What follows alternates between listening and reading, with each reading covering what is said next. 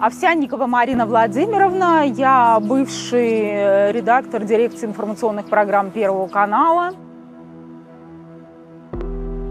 Сейчас я официально нигде не работаю, занимаюсь исключительно судебными процессами различными. Марина Овсянникова – бывшая сотрудница Первого канала, которая прославилась антивоенным протестом. 14 марта она вышла в эфир программы «Время» с протестным плакатом. Она призвала остановить войну и заявила, что зрителям на Первом канале врут. После акции она покинула Россию на несколько месяцев, но теперь вернулась и уже стала фигурантом дела о дискредитации армии.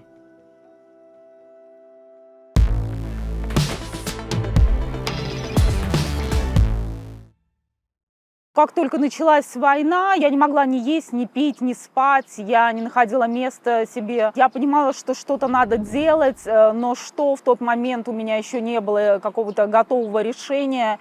Я изначально хотела бежать на Манежную площадь с плакатами, какие только существуют, там и нет войне, и остановите это безумие. Все, что происходило, это было что-то невероятное. Я не знаю, в моей системе координат это просто...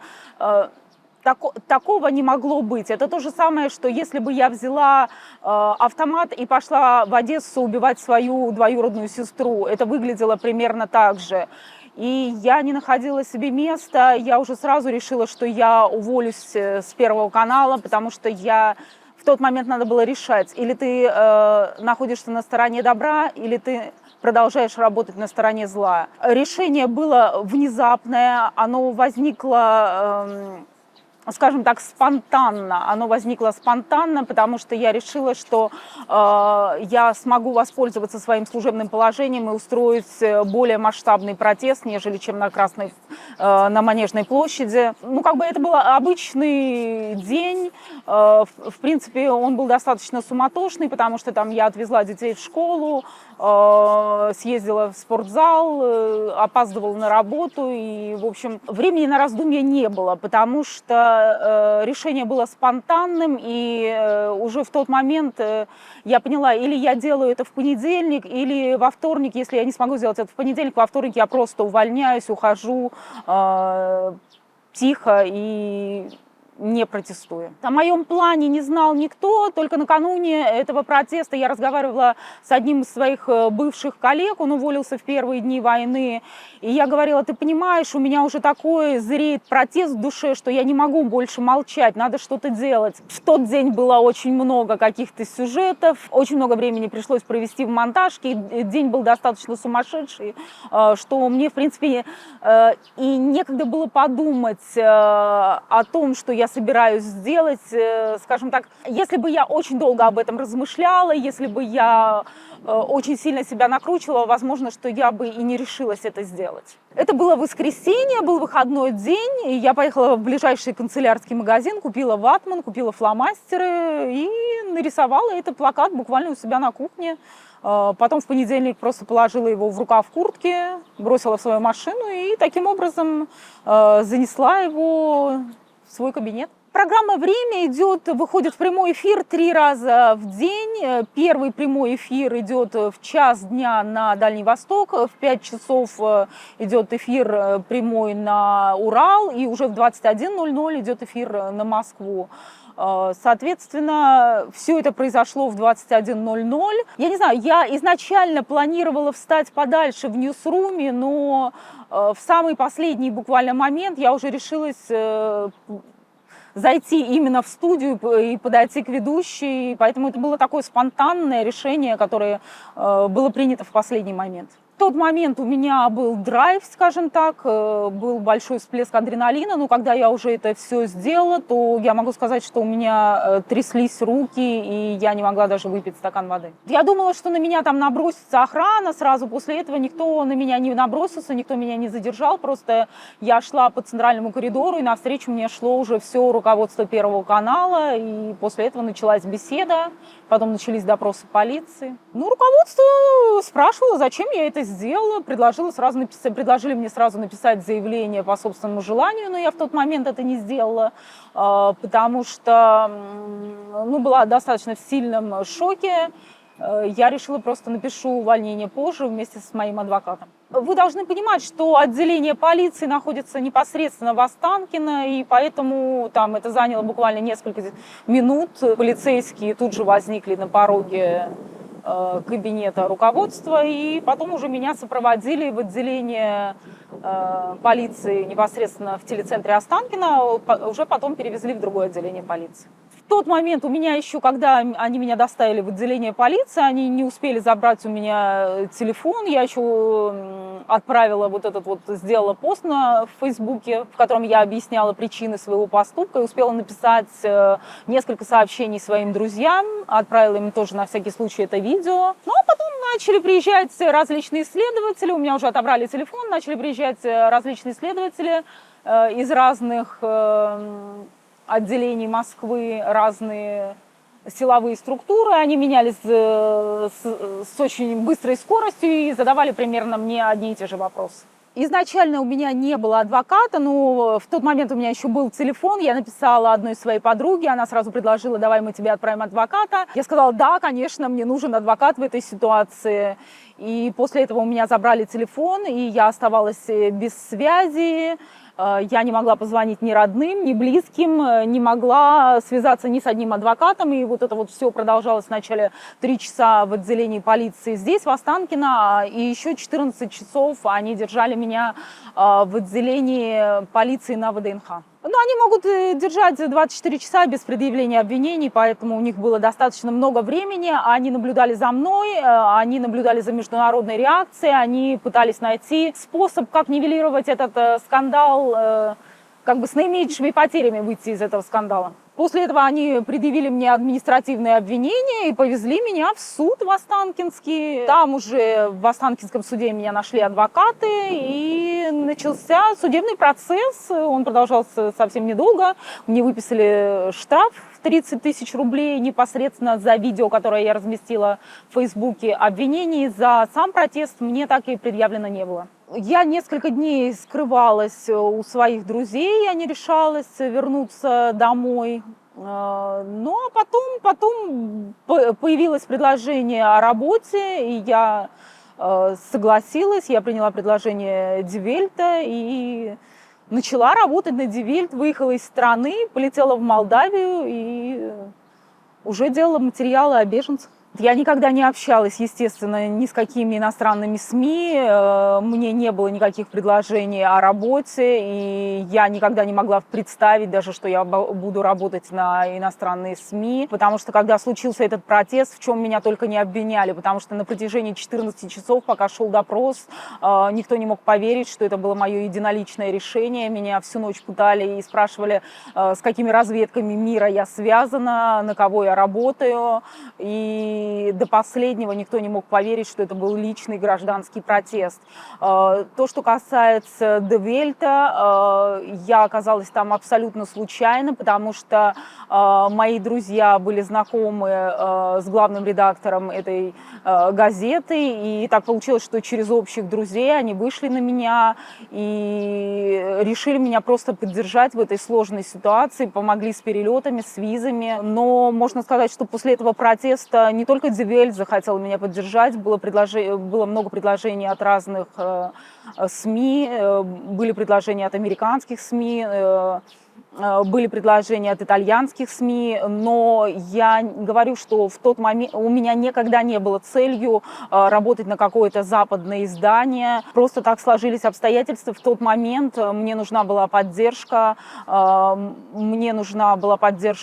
абсолютно во всем, и поэтому я очень благодарна Die Welt, то, что они смогли меня поддержать в этот сложный момент. Поэтому это было достаточно все спонтанно, и у меня не было было какого-то горизонта планирования, все происходило настолько быстро, что как бы новый день готовил новый сюрприз, и можно было ожидать и уголовное преследование, и можно было ожидать все, что угодно. Наш трехмесячный контракт закончился, и они предложили его продлить или двигаться дальше, но мы решили, что сейчас у меня достаточно трудное время наступает, мне надо возвращаться в Россию и бороться за свою дочь, поэтому мы пришли к общему знаменателю, что мне надо двигаться дальше, и как бы ту поддержку, которую они могли, они мне оказали. Я сейчас безработная, я сейчас занимаюсь своими личными делами, я хожу на судебные процессы, я общаюсь со своей дочерью. Иногда я пишу небольшие статьи для различных западных изданий. Не постоянная работа, это просто какие-то материалы именно за гонорары. Как можно разговаривать с коллегами? Никто, естественно, не обсуждает информационную политику внутри редакции. Все прекрасно понимают. Или ты работаешь в этой системе, или ты уходишь. Поэтому на работе я могу сказать, что никто абсолютно не обсуждал политику. На работе с коллегами можно было говорить только о кошечках, о собачках, там, о детях, ну, о чем-то абстрактном. В последнее время как бы эти установки все более жесткие, они, естественно, спускались из Кремля, и определенные формулировки, естественно, например, мы никогда не называли украинцев украинцами, это, естественно, мы использовали формулировки нацисты, фашисты, последователи Бендеры, и как бы это расчеловечивание украинцев, оно происходило постоянно на наших глазах, потому что вся эта информационная машина, она работает по Геббельсу, постоянно называя черное белым, и поэтому как бы или ты закрываешь глаза и просто абстрагируешься от этого и работаешь за деньги, или ты просто встаешь и уходишь. Я думаю, что на государственном телевидении работает 90% людей, у которых либеральная позиция, которые не поддерживают эту власть. Это люди, которые исключительно работают за деньги. Убежденных там путинистов, я думаю, не больше 10%, которые вот действительно убежденные сторонники этой власти, потому что люди все прекрасно понимают. Это образованные, умные люди, они ездили за границу, они видели, как живут в Европе, многие из них бывали в США, поэтому на этих людей, я думаю, не действует пропаганда, тем более они изнутри знают, как это все делается. После 24 февраля на Первом канале была ужасающая атмосфера страха, непонимания, шока.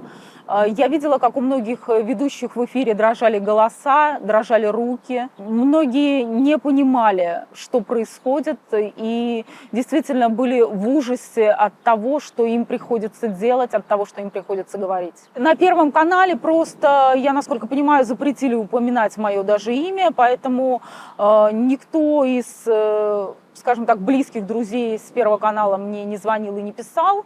Написал только один человек, с которым я никогда близко не общалась, и практически, можно сказать, я его не знала. Он написал слова поддержки.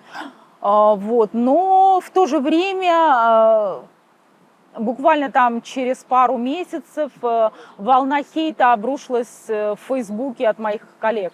Они писали всякие мерзкие комментарии о том, что я предатель Родины, о том, что я человек без совести, и писали очень много оскорбительных слов. Я могу сказать, что государственные СМИ устраивали мне провокации после того, как я уже вернулась в Москву. Мне писали сообщения с телеканалов Соловьев Лайт, Рен ТВ, но я просто блокировала эти телефоны и не отвечала на эти сообщения. Мне кажется, большинство людей, которые работают на федеральных каналах, они не задают себе каких-то моральных вопросов, потому что когда ты работаешь в этой системе, мне кажется, какие-то моральные качества у тебя притупляются, потому что телевизионщики очень часто говорят: ой, ну там в этой стране, да, произошел какой-то теракт, но там если не больше 10 трупов, то мы это давать не будем. Невозможно все время, скажем так, работая на телевидении, оставаться эмпатичным человеком и сочувствовать кому-то. Эти люди очень часто они пытаются абстрагироваться от происходящего, иначе можно просто сойти с ума. Но в этой ситуации, когда началась война с Украиной, мне кажется, абстрагироваться было просто невозможно. По крайней мере, я не могла.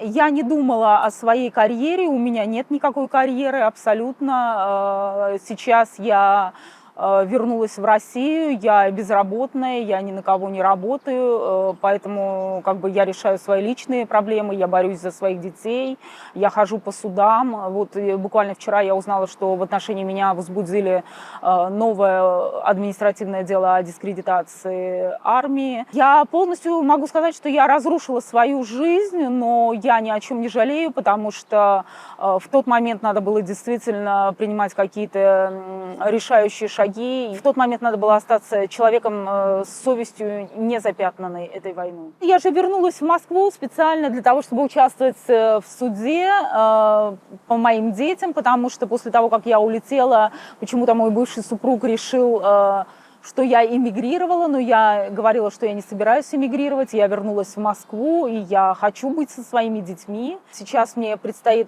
судебный процесс, но, правда, я не понимаю суть этого процесса, потому что как бы я вернулась к себе домой, дети всегда жили со мной, поэтому ничего абсолютно не изменилось. Просто человек не хочет разговаривать, скажем так, это... Сейчас двум взрослым самодостаточным людям достаточно просто поговорить 10 минут, чтобы прийти к какому-то взаимовыгодному компромиссу. Поэтому, но этот человек, он прячется от меня, он не хочет разговаривать, и я, честно говоря, не понимаю, что происходит. Поэтому, видимо, нам придется общаться в суде. Я ни разу не пожалела о своем поступке, и я считаю, что в этой ситуации... Самое главное – не молчать. Если ты можешь хоть что-то сказать против этой войны, то ты должен это делать каждый день. Сейчас многие уже устали от этой войны, наступило чувство всеобщей усталости и разочарования. И все, можно сказать, смирились. Но я не понимаю, как можно смириться с теми ужасами, которые происходят сейчас в Украине. Вот только сегодня мы узнали о Виннице, десятки погибших людей, среди них ребенок. Невозможно молчать, когда такое происходит. У меня была мысль вывести свою дочь за рубеж, чтобы она жила со мной в Европе, но, к сожалению, у меня не получается это сделать, потому что мой бывший муж наложил запрет на выезд ребенка за границу. Я не могу даже сделать ребенку загранпаспорт, потому что я отдала документы, но буквально вот сегодня утром мне позвонили из МВД и сказали, что они даже не начнут делать этот паспорт, потому что на вывоз ребенка наложен запрет. Это было, конечно, для меня шоком. Почему вы не можете сделать хотя бы паспорт ребенку? Я же не вывожу его за границу, пусть у нее будет документ. Может быть, мы придем к какому-то общему соглашению. Но я не понимаю, что происходит, честно говоря. Поэтому я сейчас нахожусь в Москве. Лучше получить 10 административных дел, нежели чем быть разлученной со своими детьми. Поэтому обстоятельства, к сожалению, складываются так, что мне придется быть здесь.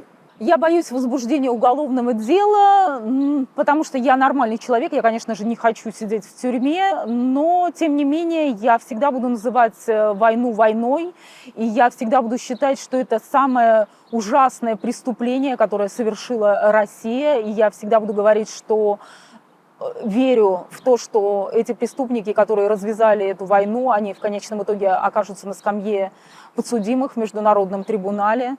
И я не намерена отказываться ни от одного своего слова и ни от одного своего поступка. В тот момент, когда я совершала свой протест, я верила, что еще не настолько все прогнило в этой системе, что люди, которые работают на телевидении, они могут встать, точно так же развернуться и уйти, что на телевидении начнутся массовые увольнения, и тогда эта власть увидит, что очень много людей не поддерживают ее. Но, к сожалению, этого не произошло. Мы не увидели того, что происходило совсем недавно в Беларуси, и мне это очень горько и обидно осознавать. Но, к сожалению, да, это Россия, и большинство людей предпочитают плыть по течению, у них очень хорошо развито чувство самосохранения, они предпочитают молчать и просто не лезть в политику и наблюдать за этой ситуацией издалека. Мне кажется, в решающий момент каждый человек должен понять, ты на стороне добра находишься или на стороне зла. Вот если ты находишься на стороне зла, тебе надо задать себе массу вопросов. Можешь ли ты продолжать это делать дальше?